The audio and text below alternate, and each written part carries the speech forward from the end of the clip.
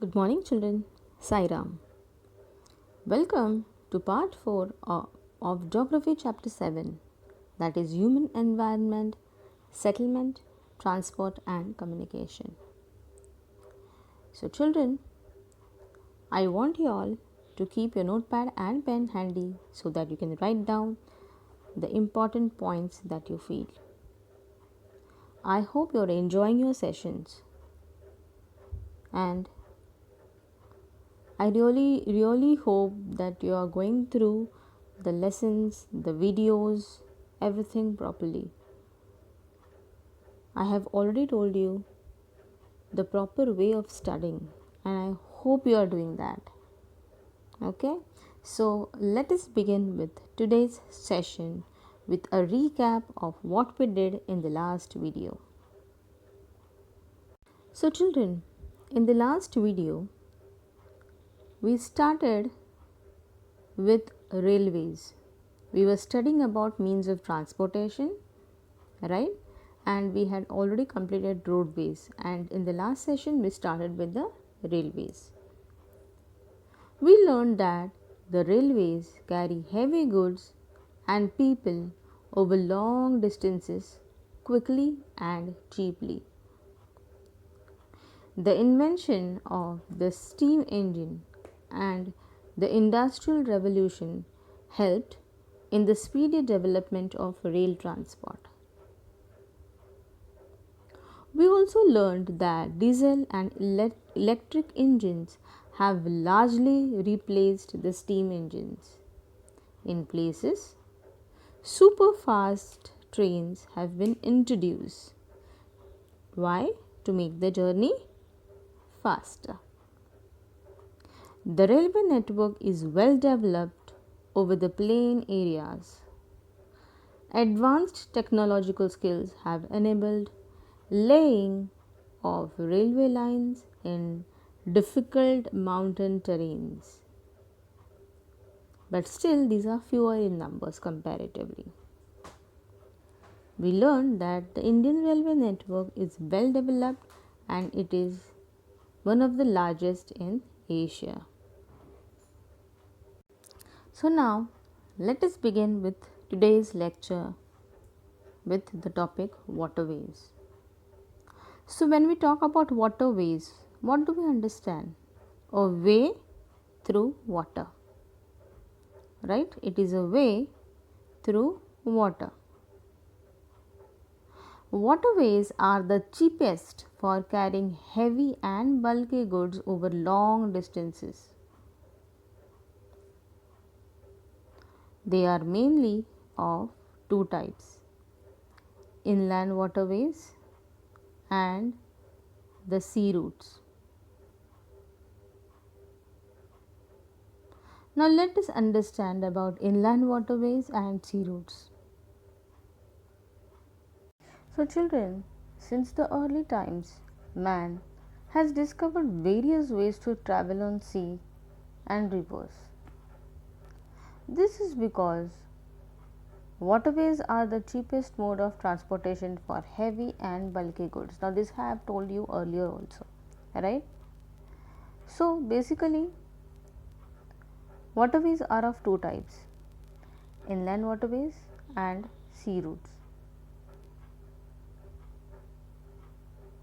Now, let us first understand about navigable rivers, the inland waterways. Okay. So, basically, children, navigable rivers, lakes, and canals are used as inland waterways. Now, their development depends upon the depth and the width of the waterways and the continuity of the flow. So, some important inland waterways are the Ganga Brahmaputra river system, the Great Lakes in North America, and the river Nile in Africa.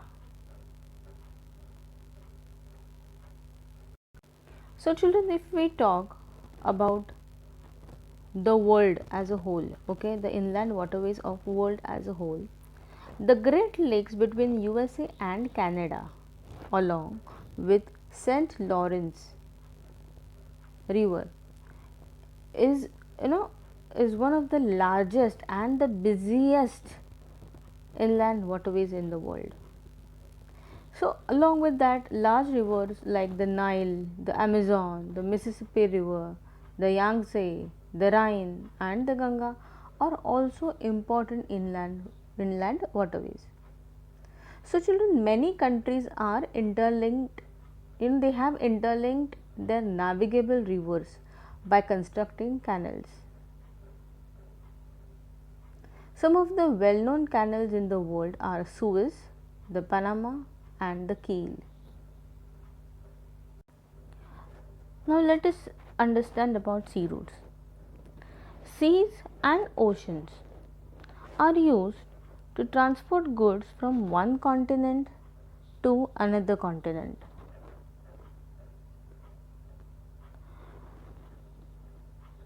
The important sea routes are, if we talk about the entire world, okay, the North Atlantic route, it connects the Eastern North America and the Western Europe.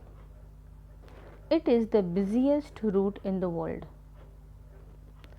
The Mediterranean and the Indian Ocean route connects the countries of Europe with East Africa, South Africa, and the Far East. The Cape Town route between the Western Europe and the Far East, Australia, and New Zealand was important before the construction of Suez Canal. So basically, sea routes and ocean routes are important, for transporting goods, merchandise goods from one country to another country. They are connected with the ports. So, some of the world's important ports are Singapore and Mumbai in Asia, New York, Los Angeles in North America, Rio de Janeiro in South America, Durban and Cape Town in Africa, Sydney in Australia, London and Rotterdam in Europe.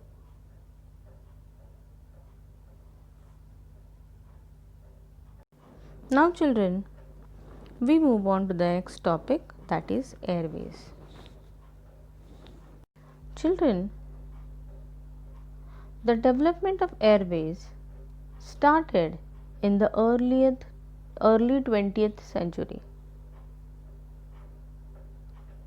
Speed is the only factor for which air transport is preferred over land and water transport. Okay. However, air transport is expensive. So though it can take a person from one place to another place speedily, it is expensive as compared to water transport or land transport. So when I say land transport, it means roadways and railways both. Okay. The main obstacle in air transportation is the bad weather condition such as fog and rainfall. Airways can reach the remotest and the most inaccessible areas where there are no roads and railways. Helicopters are widely used to help people at time of natural disasters.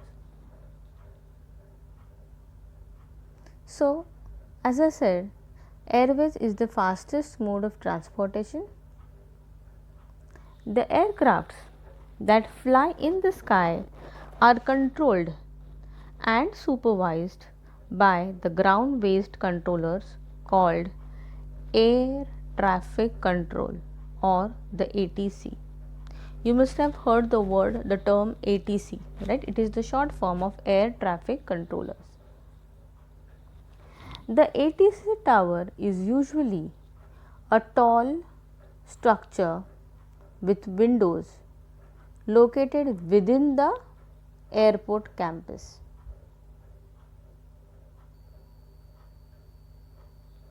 Okay. So, you may wonder why we need ATCs when there are pilots to control or to fly the aeroplanes. So, let me tell you some information about this now. Okay. Children, in early days of aviation, there were very few aircrafts. So, there was hardly any need for ground based control. Today, there are thousands of airplanes flying in different directions at any given time. So, the air traffic controllers, they coordinate the movements of these aircrafts, keeping them at a safe distance from each other and directing them towards the takeoff, during the takeoff and the landing of at the airports. Okay.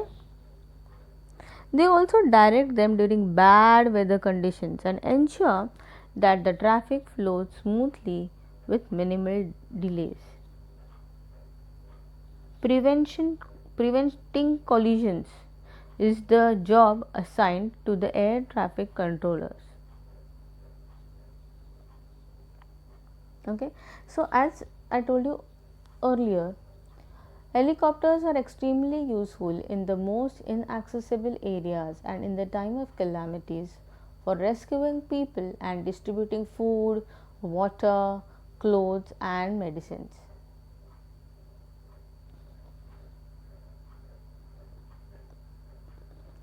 So, now children,